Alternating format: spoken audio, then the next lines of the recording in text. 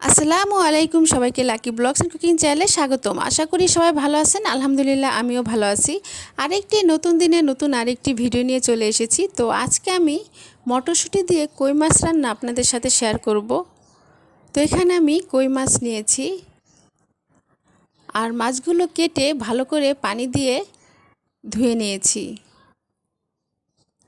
এখন 1 চা চামচ লবণ ও 1 চা চামচ হলুদের গুঁড়া দিয়ে মাছগুলো আধা ঘন্টার জন্য মেখে রেখে দিব। এতে করে মাছের ভিতরে লবণ ঢুকবে আর মাছটা খেতে ভালো লাগবে। তো আধা ঘন্টা হয়ে গেছে, এখন মাছগুলো ভেজে নিব। আর এজন্য আমি চুলায় ফ্রাই প্যান বসিয়ে গরম করে পরিমাণ মতো সরিষার তেল দিয়ে দিয়েছি।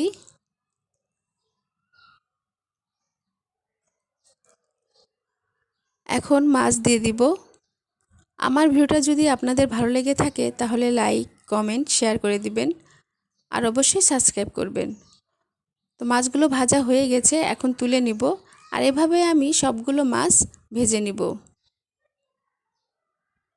তো মাছগুলো ভেজে নিয়েছি, এখন রান্নায় চলে যাব। তাই আবারও চুলায় কড়াই বসিয়ে গরম করে পরিমাণ মতো সরিষার তেল দিয়ে দিয়েছি। এখন কেটে রাখা পেঁয়াজ এবং কাঁচামরিচ দিয়ে দিব।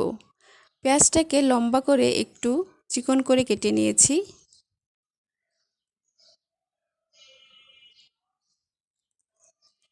এখন পরিমাণ মতো আদা রসুন বাটা,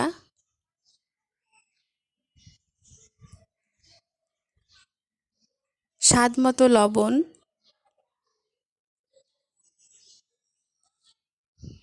পরিমাণ মতো ধনিয়ার গুঁড়া, হলুদের গুঁড়া, লাল মরিচের গুঁড়া ও সামান্য পরিমাণ পানি দিয়ে মশলাটাকে একটু কষিয়ে নিব।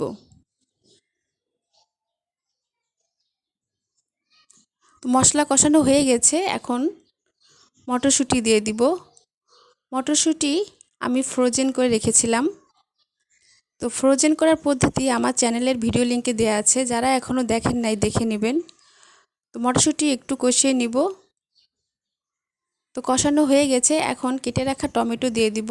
এখানে আমি 4টি টমেটো কেটে নিয়েছি।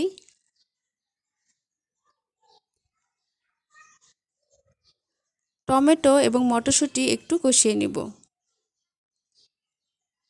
তো কষানো হয়ে গেছে, ঝোলের জন্য পরিমাণ মতো পানি দিয়ে দিব। আর মটরশুঁটির যে সবুজ রং সেটা কিন্তু ঠিকঠাক আছে, সবুজ রংটা নষ্ট হয় নাই।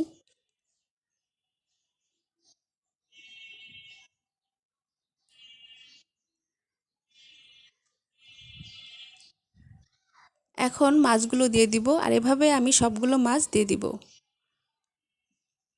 যারা আমার ভিডিওটি ফেসবুকে দেখবেন তারা ফলো দিয়ে রাখবেন।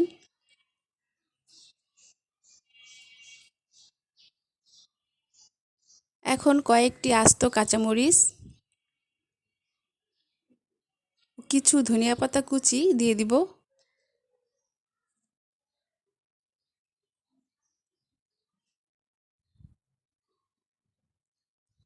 এখন একটু হালকাভাবে নেড়ে দিব, এতে করে মাছগুলো ভাঙবে না।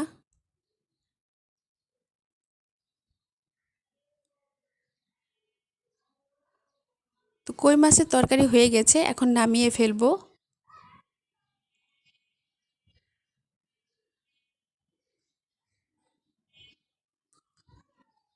তো তৈরি হয়ে গেল মটরশুঁটি দিয়ে কই মাছ রান্না।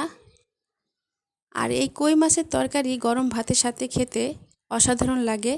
মটরশুঁটি দিয়ে শুধু কই মাছই রান্না করা যায় না, আপনারা চাইলে যে কোনো মাছ দিয়ে রান্না করতে পারেন। তো এইভাবে আপনারা রান্না করে খেয়ে দেখবেন। নতুন নতুন ভিডিও দেখতে আমার চ্যানেলের সাথে থাকবেন। ভিডিওর নিচে বেল আইকনে ক্লিক করবেন যাতে নতুন কোনো ভিডিও ছাড়লে আপনাদের মোবাইলে নোটিফিকেশন চলে যায়। সবাই ভালো থাকবেন। আল্লাহ হাফেজ।